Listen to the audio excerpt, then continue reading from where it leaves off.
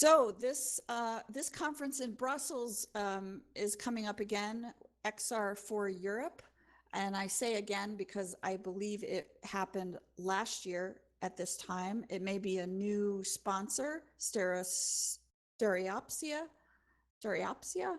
And it's also looking for speakers. So again, there are a lot of opportunities. And I know we had the wonderful Sonia Haskins here last week to help us with tips on providing submitting conference nominations and talks. So dig deep here, folks, because this is the chance for you to put your work out, your ideas, and yeah, just don't be shy about this.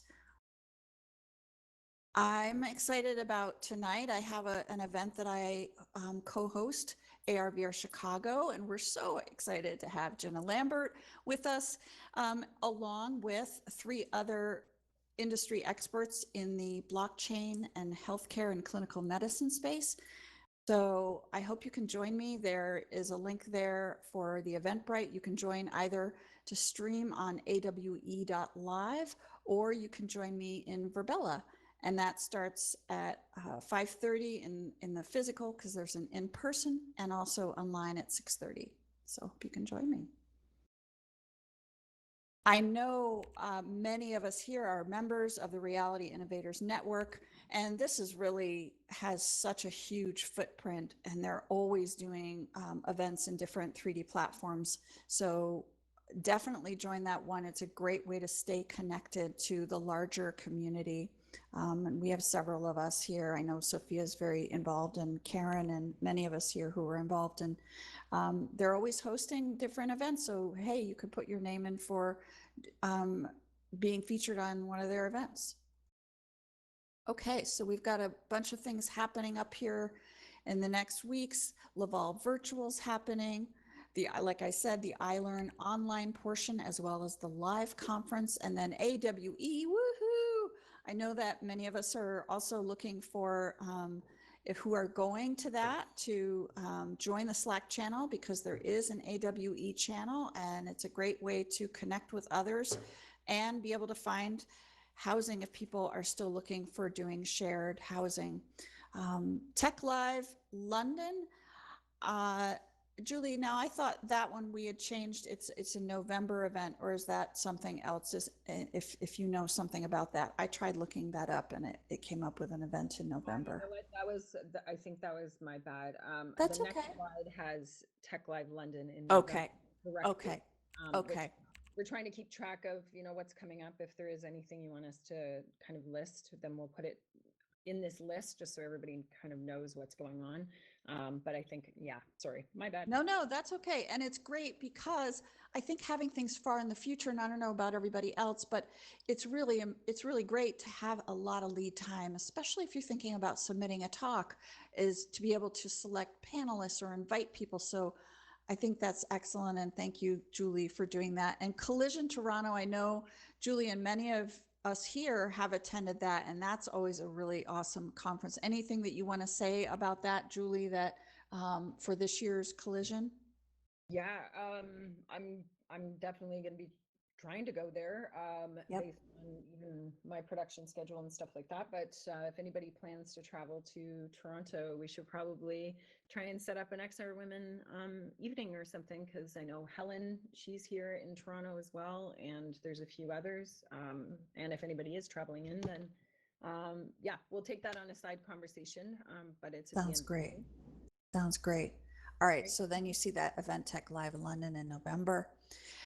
So yeah, so thank you for all of our community for sharing some of these resources around AI. And this one in particular, I was looking at earlier, and it's just an explosion on a lot of levels. And I know that we're going to be featuring more topics around this. But if you haven't checked out this news about NVIDIA and ChatGPT, definitely do. It Yeah, seems to just take be, a, sorry, I'll just jump in yeah, here. So we watched it last night, and it's literally Chat GPT just working with Unity in the back end, and it's creating spaces. Now it takes very yeah. generic space, generic pieces, and of course it has to come up with the library on the other side. But what it's able to do here. Just, all you have to do is create the right prompt, and then you've got a scene that's created in 3D using 3D assets that the system has access to. And it's Yep. an instantaneousness is just crazy. So it's a huge impact into how we'll start to create 3D worlds when the system is connected to a database of objects. Yeah. And I think it's also important to think about what are those implications for the industry and how can we get in front of as creators to be able to work with this, because it also has some other potential to change how companies are currently functioning who are doing this work. So, oh, we're excited. Along with Athena Demos, we also have to give a huge shout out to Kavya Perlman, who also made the cover of Adela magazine, Cyber Guardians for the Emerging Tech. It's so exciting to see this. And I know that Athena, you also were featured, and it just seems like it's just so exciting, I think, for all of us to look and see several of our women in our community making the news. So yay to Kavya, congrats. I'm excited to tune into this. Joanne is just started a podcast, Unobstructed Podcast, The Impact of XR. And I got a chance to talk to Joanne when we had the Pollies and the XR Women's Celebration back in December. So congrats to her. This is really exciting. Joanne, she's not here today, is she? No, she's not. But yeah, congrats for that, and tune into that. And hopefully we have a link there in the chat about that. Helen Irwin, I know that you're here, and we're excited to welcome you on the 12th, talking about what that was like to leave your homeland and finding your place between two countries. So I'm looking forward to that, Helen. We're thrilled to be having you. Yeah, Oh, this is thank going to you. be great. I'm excited too. Yeah, we're excited to have you. Louise Edwards has done really cool work. I think that went on for several months, her trip in the fjords, and documenting that and focusing on protecting the oceans in VR. And so I'm also looking forward to that one on the 19th of April. So yay, we have so many cool ones coming up. I'm going to be talking with Marianne Morrow, who is a fintech creator in the financial world, and she's had a lot of experience seeking capital. And so we're going to be talking a lot about issues that affect all women in many of the industries, not just in XR, but in Web3 and beyond. And that'll be on the 26th. Okay, and today we have Victoria Bousis, and so we're really excited to welcome her today. And I'm going to ask Wendy Sherman to come up to the stage and introduce her. Welcome, and welcome to Victoria. Thank you, ladies. This is so exciting. By the way, I'm losing my mind just looking at everything and hearing you guys. So this is great. Well, I'm actually going to introduce Lisi Linares, who Victoria and I both know from Artisan. We were on the board of Artisan together. So the fabulous Lisi, who is the PR and artist management expert, is going to come up and introduce Victoria. Where are you, Lisi? I'm coming. Hang on. What? This is like a Femme Futures reunion. Mm-hmm. Yep. All right, kids. Honestly. Oh, yay.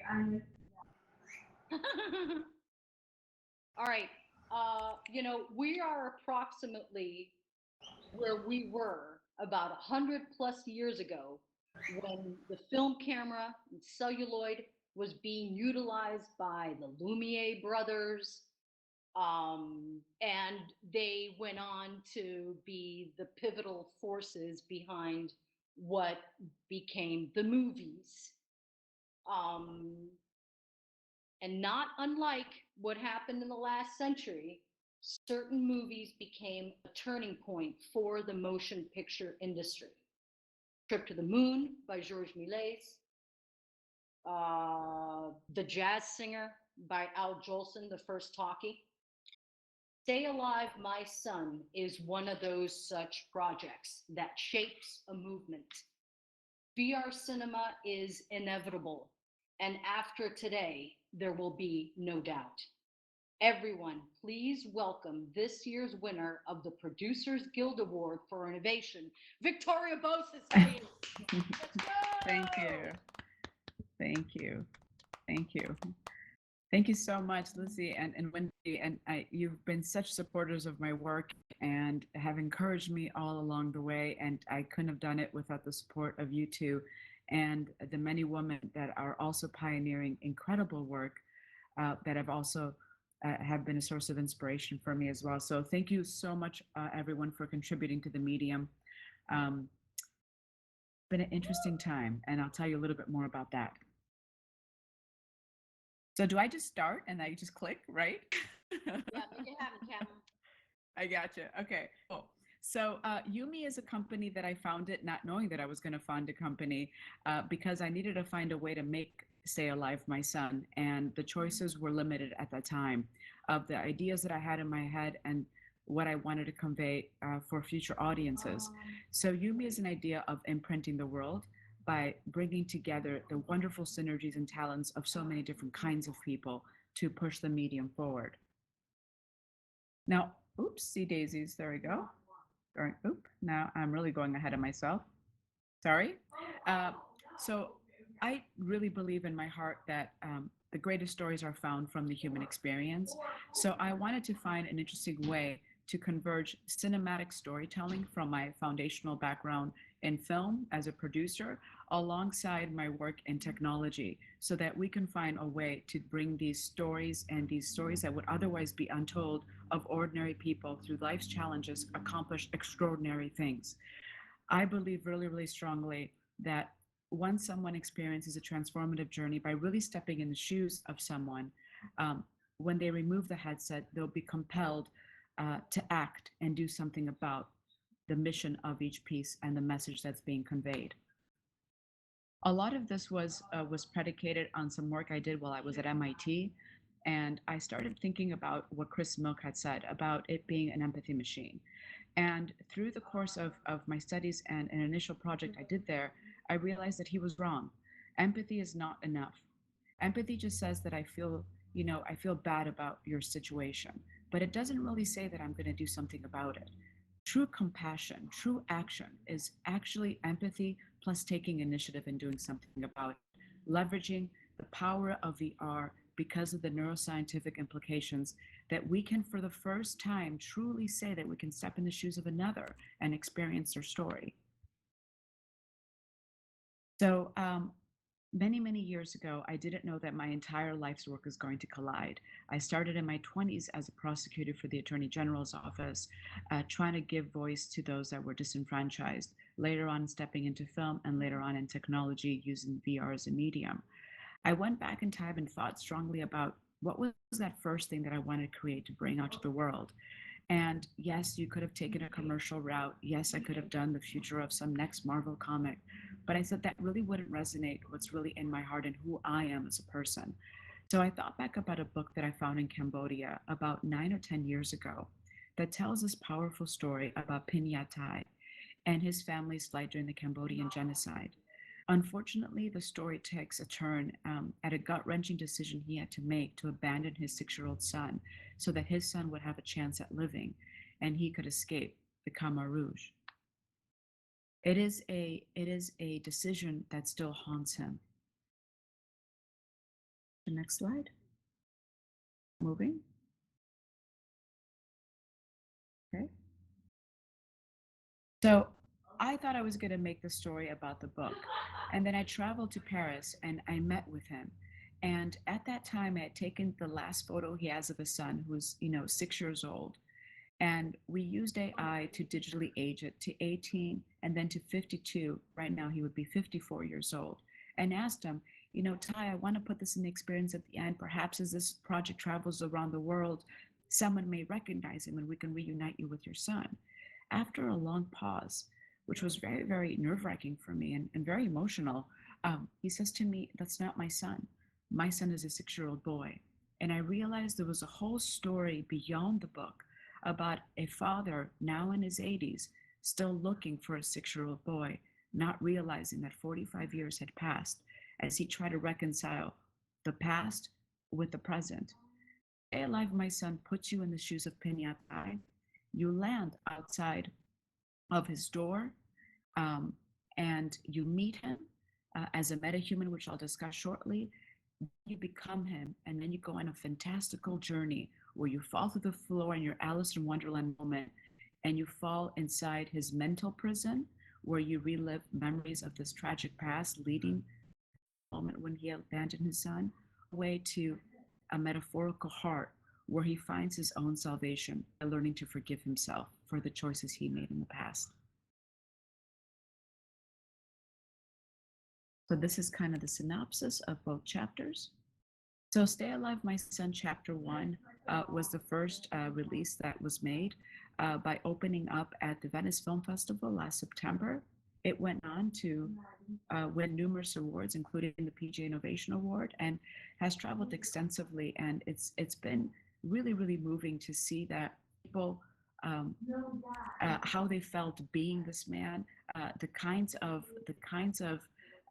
feedback I received, the hugs, the tears, the questions about his story, the questions about family unity and what's happening now in the current landscape. And as a creator, it was truly a rewarding last 6 months. We went on to finish the story because we can't just marvel in just the elements of the past that are tragic. We must also find the inspiration of the strength of this man's human will to survive, to find justice, to try to still find his son, and to try to make amends with the past. We finished the project and world premiered recently at South by with the entire piece, and also pushed some more technology forward to bring this family to life. So as you can see from the difference of the poster, this one is more luminous, really resting on the hope and the human will to survive. So didn't start as easy as I'm kind of like laying it out. It was quite a journey.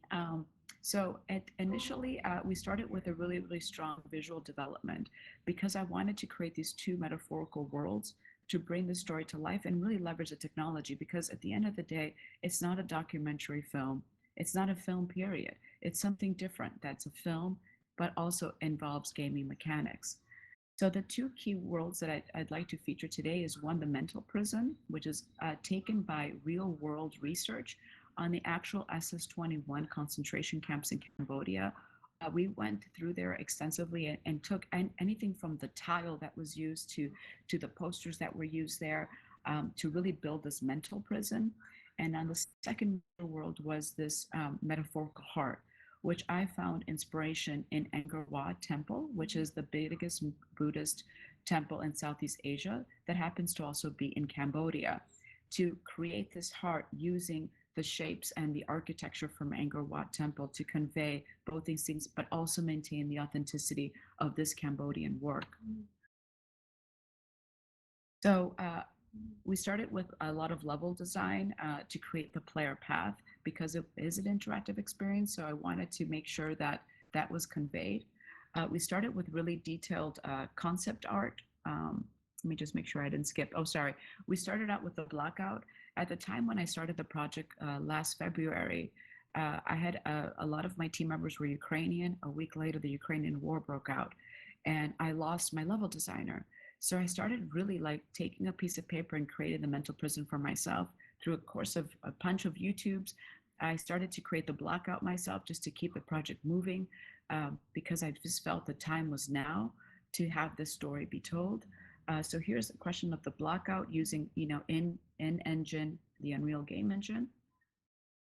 Then, oops, we jumped a slide there. Oops, I'm jumping all over here. Well, the slides are kind of jumping all over the place, guys, a little bit. Okay. You need somebody to come up. Okay, I got it. It's okay.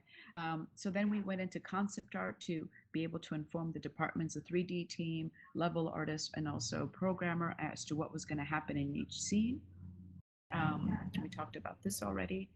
And then this is kind of the final scene. So we brought volumetric capture, which I'll double click in a bit. to bring the memory to life. This is the scene where the father has to tell the son that he has to leave him. And then, as you can see, the virtual world starts to come alive using same shaders and same technical elements as the memory.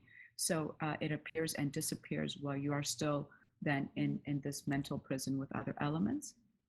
I wanted to also use clever transitions to go from the mental prison to this metaphorical Angkor Wat temple.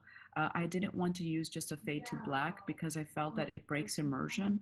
So I thought of this idea of this one of the heart tree branches to kind of reach over and grab you and literally pull you over to the heart, almost as if this heart is saying, "You've suffered enough. Now it's time for you to kind of forgive yourself for the past." And so we use elements from Angkor Wat Temple again to create this metaphorical branch. And this takes us, this skipped again a bit. Maybe not.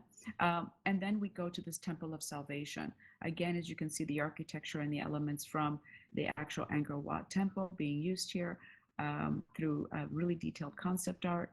And this is kind of what the final scene looks like for the temple itself. As you can see from the detailed work, everything it is from Angkor Wat Temple. And the sound design is actually quite beautiful here as well. We leverage really, we wanted to go cinematic, so we used an elaborate score and sound design to make it feel like it was an epic journey of this man. And then we also had to think of player path. How was the player going to virtually walk through the elements so that once they land, they could clearly see where they were intended to go, what game mechanics were going to open up that path by placing this block on this goddess statue. And so it becomes pretty detailed as you keep going so that everyone kind of knows what you're doing, and there is a lot of planning before you're actually going into the game engine. Trying to go forward a bit. Oops. Ladies, maybe not. Oh, and then was the idea of casting. I think casting is probably one of the most important elements of something so powerful like this. And of course, at that time, there weren't all Cambodian actors. So I had to think about, maintaining that authenticity by finding as many Cambodian actors as I can to maintain it, but also to think about people and who also had suffered from family separation. And my whole purpose was, how do we drive an emotional connection? We are still in the virtual world, and we're not really using all live actors. So I was honored to have this incredible group of people join me. Arnold Chun, his family was separated during the Korean War. He was better known for his work in Bullet Train and Transformers. Elodie Young is the current show on HBO is Cleaning Lady, but she was in Marvel's Daredevil. Her father is actually a survivor of the Cambodian genocide. And when you see her performance in some key scenes where, as a mother, she suffers the death of her eldest son and then the abandonment of her other son, you see that she's bringing in her father's story there. It's really compelling. Our little guys played the brothers. Gosta Filopoglu played Old Tai in his current age, in his current state, and then Vincent played our perpetual bad guy. So I wanted people to experience meeting Yang Tai as, Penya Tai, as I had done in France. But it's like, how do you do that? He's not an actor. I couldn't find someone to really convey what I wanted. So we dived really deep inside the metahuman technology to bring him to life. It was quite a process because metahumans using the software pretty much, quote unquote, straight off the box doesn't really create him to look like the real man. And I really wanted to preserve that authenticity. So it took us about 3 months to get this right and to do an advanced sculpt. It's about 890 bones in the face that have to be maintained through a sculpt so that his performance and his animations work more human and you're not in that uncanny valley. And then we also used AI here so that as you're moving, he's actually following you because it's really important to maintain that emotional connection. Ladies, if you can play that small video to kind of show the Yep, and that'll be props. played on the screen, not this screen, but the screen next to it. Yep, Oh. sure. Sorry, I screwed that up. Oh, so No, it's Yeah. fine. now, but can others hear this All right right. now? I'm on I'm on the wrong Yeah, we can screen. hear it. I can You hear can? it anyway. hear it. Okay. Yeah. Okay. Let's see. Okay, great. Okay, great. Roll the tape. All right.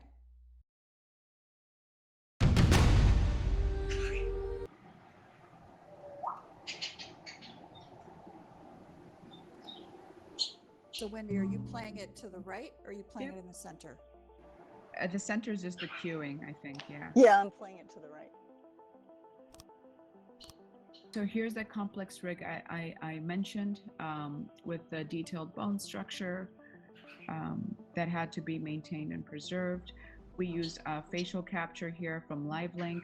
We used Marvelous Designer here to sculpt the clothing so that they actually moved with some kind of physics and conveyed this is a real man, this is a real story. We used several elements of complex texturing and modeling here to show that wear on his face and to tell a story from just the creases in his face. There was obviously hair is very complicated in VR, so we tried about 6 different approaches to get it right so that flickering doesn't exist. We used complex shaders on the eyes so that you could almost see your reflection in his eyes, alongside with eyelashes and all this detail to make him feel human, as you can tell here.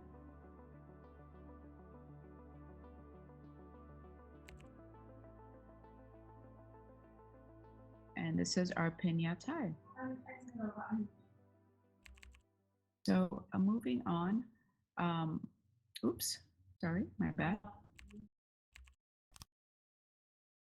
Moving forward. Uh-oh. I'm trying to move this forward. Not moving forward. Okay. Move to next page. Someone help me move it to the next page. Okay.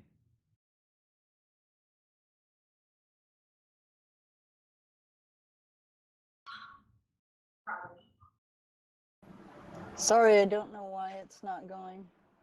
Let's see. Oh, there we go. Got it. So we combine a few different technologies, LiveLink, as you can see here, with facial capture, also using faceware here, so that I could use a cell phone to accomplish it. We use an OptiTrack for the body motion capture here, because to prevent any kind of drift, he does go upstairs and he does a couple different things to prevent that from happening. And then we used hand tracking as well. And then obviously there's a sound sync that you have to link all together so that it works efficiently. Word to the wise, if you're doing motion capture and you build out your world, please use these tools that are available in Unreal that allow you to give centimeter measurements of everything, because it needs to match, his movement. He moves to a shrine, he does a prayer, so you want to make sure that that's all lined up, or else you'll have to rebuild or reshoot. And then it was a time for us to bring the family to life.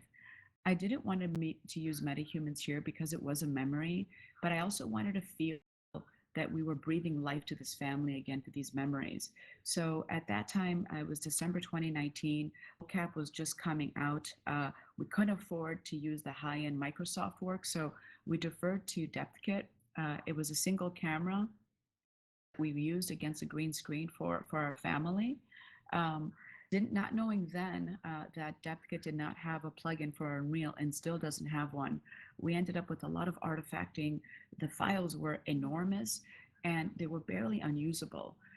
So we spent about 2 months developing a unique pipeline through Houdini, and this is what the memories look now. So they kind of feel ghostly, but also beautiful in the same token, despite the fact that some of these memories are pretty gut-wrenching to see the demise of this family. And so this is a small trailer of Stay Alive, My Son.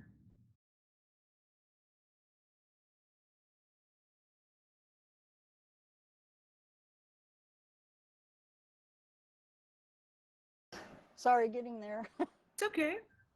Oh no.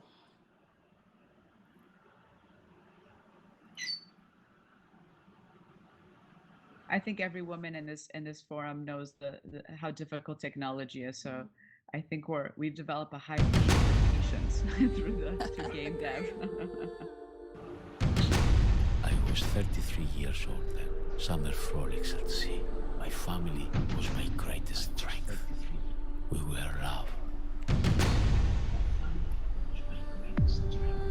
Packed of essentials, we left our home and walked a place until the trucks came. Where are we going? Take us to the camps. Father who abandoned his own son now lives to endure the people.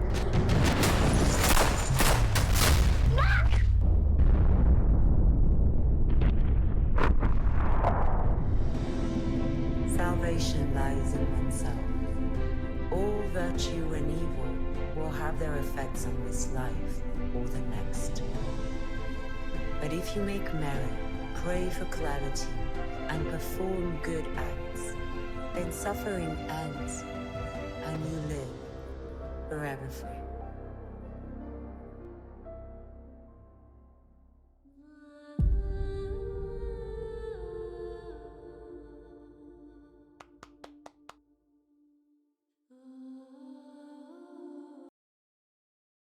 So that is a trailer of Stay Alive, My Son. And oops, trying to go to the next slide, Can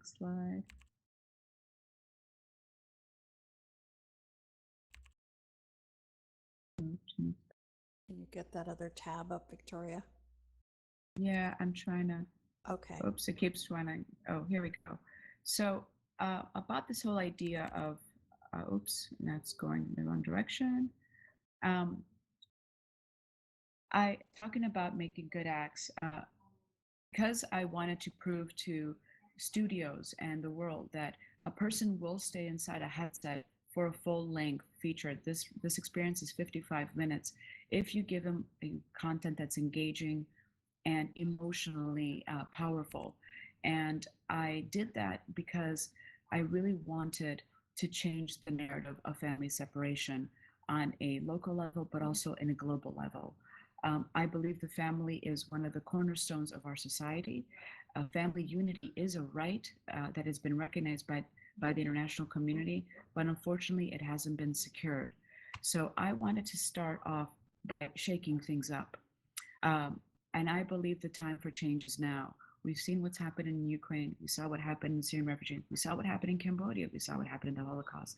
But still, this narrative is being constantly replayed over and over again. So how do we reshape the future? Stay Alive, My Son is predicated on a few pillars.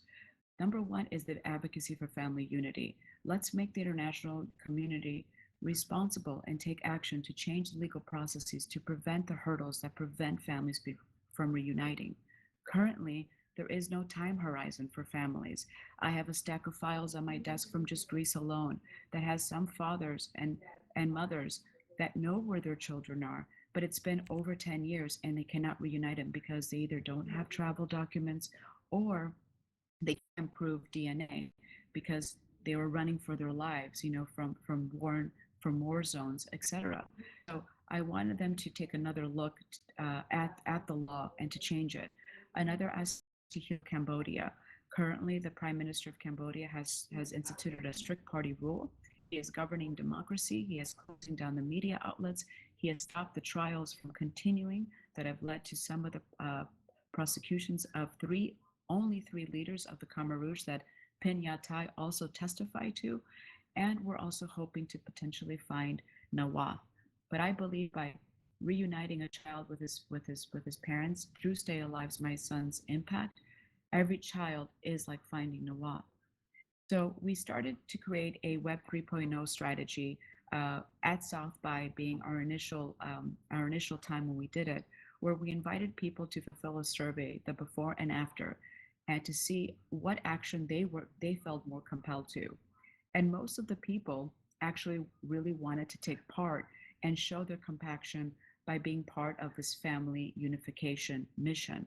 So what we did is we rewarded them by giving them an NFT to show that they actually screened and support SAMS.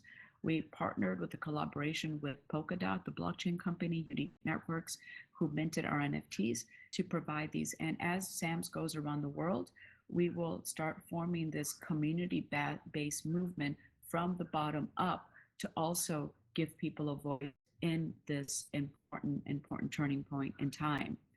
On a global level, I have been so blessed to have the support of UNHCR, the United Nations Commission for Refugees. We have been invited to screen SAMS at FRUN, which is the Family Reunification Network, which invites 70 key leaders, NGOs, and specialists in the topic of family separation. We will be screening SAMS and discussing the topic by putting people in the headset and humanizing the law so they could understand that every day matters. On the table this year, and I'm so excited about this, is for the first time, states will be asked to make a formal pledge and commitment into the international world that they will reunify families in 5 years, that they must do it in 5 years. It cannot linger on. This will follow and lead to the global summit that we've been invited to attend in December in Geneva as well, where 3,000 key leaders, influencers, policymakers will actually sign the petition and make the formal pledge. So we're planning on putting people in the headset and giving them a more human approach to the law that they're going to institute and the pledge that they're going to make. My team are the source behind my vision.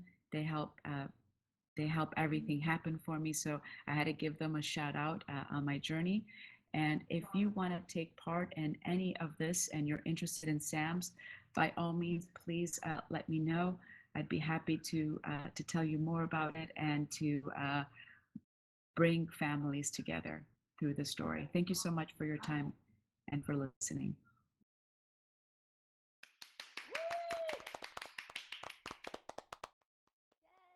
Thank you. Thank you, ladies. Thank you. Shall we open it up for questions? Steve?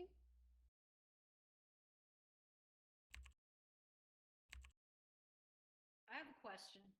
Sure. So, Victoria, tell us about the gamification aspect of Stay Alive, My Son.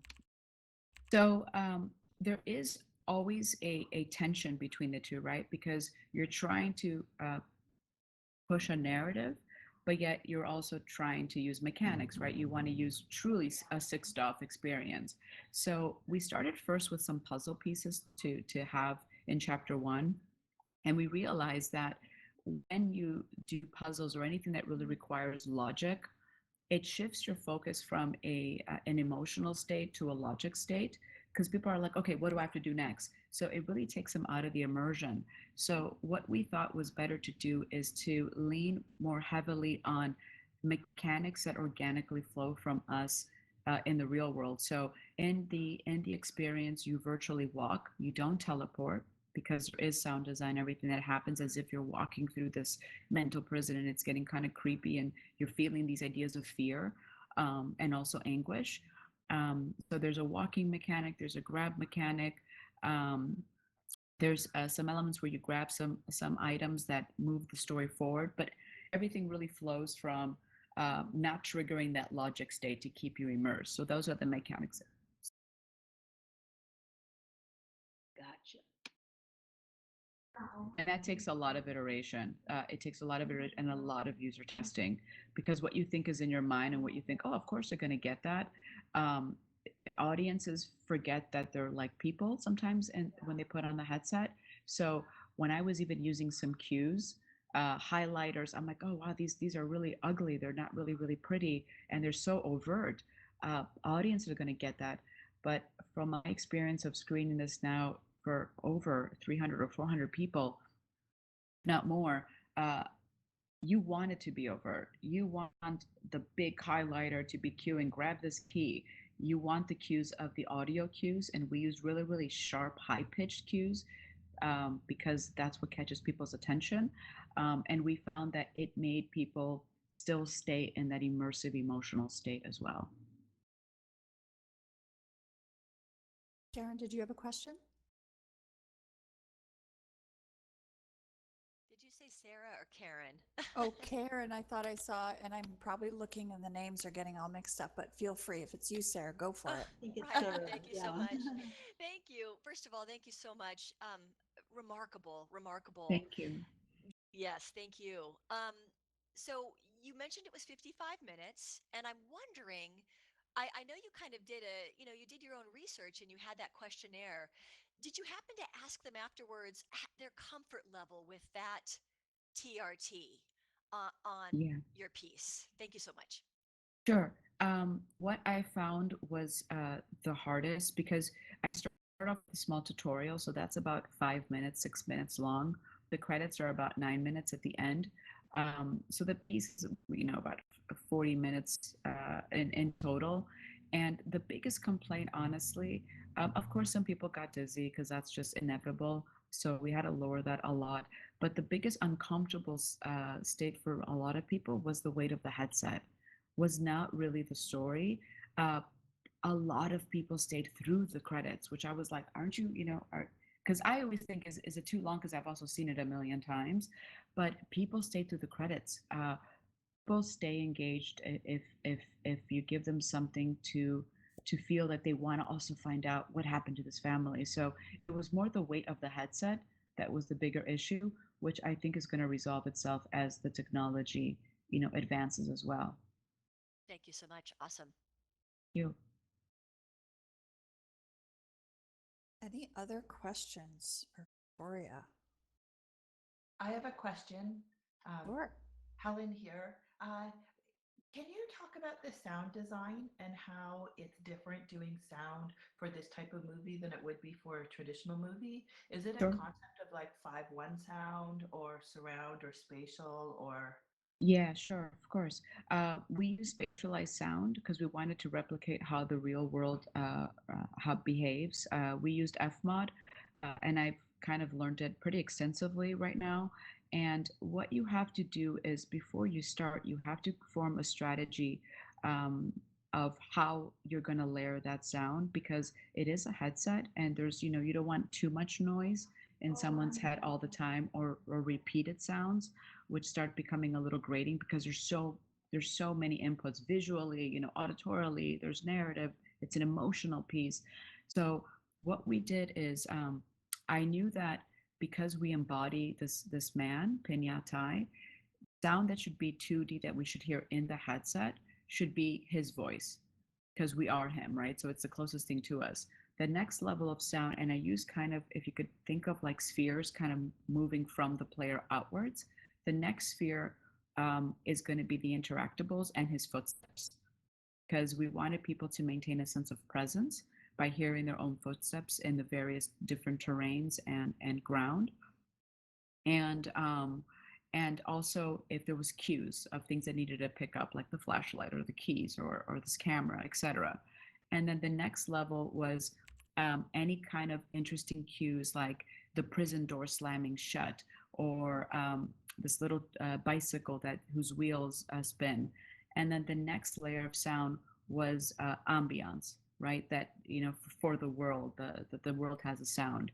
And what we did is for the emotional moments, as is parallel in film, we use score by using triggers. So when the player hit a certain trigger where I wanted an emotional cue to be driven by score to kind of give us that epic feeling of a film, we use score in those elements. And that's pretty much timed throughout the piece. It's peppered in these really, really high emotional moments. And that's how we built the sound design for it. Awesome. You know what, Victoria? I think that we always like to see if we can take a photo at the end with all of us. And of course, we would love it if we could have time and you could stick around for a minute or two. Everybody, give Victoria a huge hand. This is incredible. Thank you so very much. Thank you, ladies. So powerful. And I know that I went ahead and I opened up in another browser so I can watch those clips again on YouTube. Thank you. It looks like there's more questions, Caroline. Juliana, Oh, I'm sorry. Caitlin, there's like Okay. Okay, Wow, that's this fine. is great. That's This is fine. awesome. Let me just We'll be really quick. I have a quick question. Thanks, Victoria. So moved. I'm Caitlin here. Just Caitlin. yeah. Oh, it takes a while, right? I was at South by. Yeah. My question is about noticing in your choices about whether someone in the experience is sitting or standing, and also some of the empathy research. I know Jeremy Ballinson has mentioned a lot of it has to do with where the person is looking and attending to. So have you thought about incorporating eye gaze tracking? I'm just wondering first if you choose to have people sitting or standing and what you think about eye gaze. Sure. What we did is the experience is meant to be standing because you're virtually walking through it, but I also realized that um, it's a longer experience, and sitting ended up grounding people in a different way and allowed them to almost, I don't want to say sit back and relax, but to kind of sit back and just kind of take in the story. So it is a sitting experience that has, so it could be both, I should say.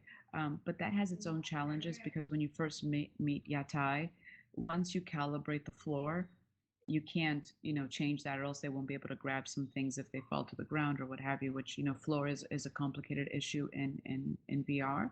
So the rest of the experience is pretty much sitting, and it worked pretty well. We had to move some elements for the interactable items at a sitting level. So we had to either, raise the desks, raise the rocks, do this kind of stuff. So people just kind of had to lean over, because what you find out is people don't really want to do a lot, in terms of really reaching over and grabbing something or that. They want to enjoy. In terms of eye gaze, we thought about using gaze triggering for that. And it's something that we're exploring as we're thinking about how to distribute this, because it has to be tethered to activate those items versus actually grabbing them. So it's something that we're actually looking into right now. But again, it depends on the kind of experience you're creating. If you really want to push embodiment and presence based on a lot of the research, you need to have people use their body, because the more that they use their body the way they do in the real world, the more then the brain can discern whether you're in a virtual world experiencing it or you're truly in the real world. So for me, I made the choice to try to push this idea of embodiment extensively. So yeah, so I wanted to keep it using your physical body to grab things versus using eye gaze.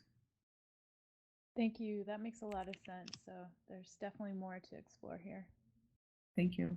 And I think we have time for one more question, Juliana. Oh, thank you. Great story, great film. Was wondering, or great experience. I was wondering.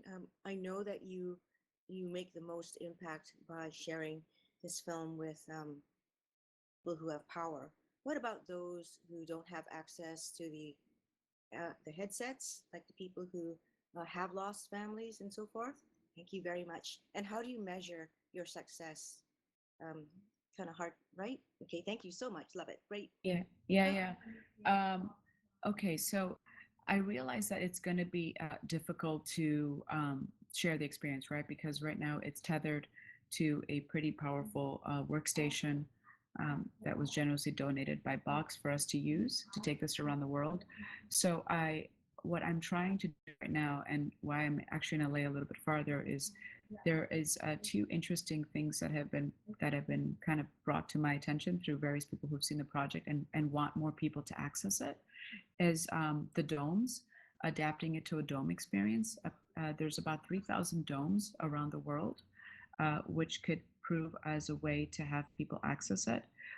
Also, we are gonna, by adapting it to a dome, you also can then adapt it to a 360 video to enable more people to see it via an untethered Oculus headset, but also to do it eventually via a YouTube potentially. So the idea for me is right now, how do we get policymakers to defend the rights, since the pledge is on the table?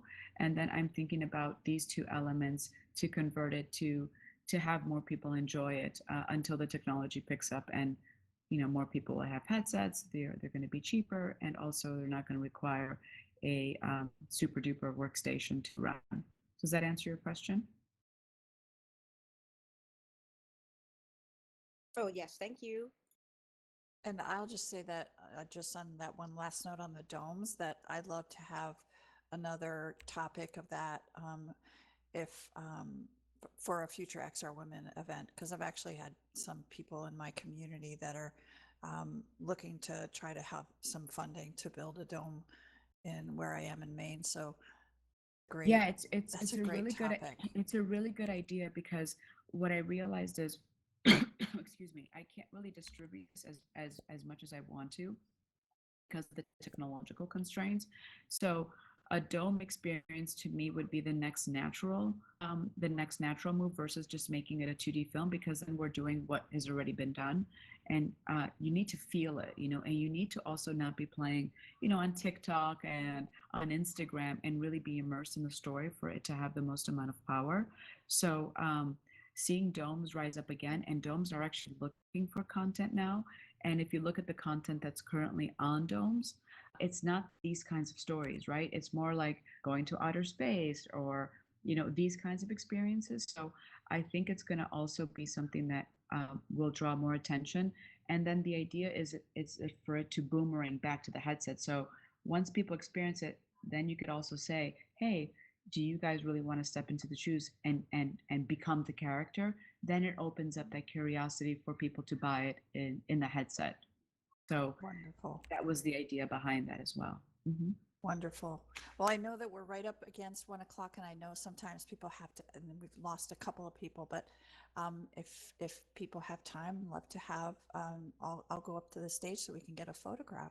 It'd be amazing.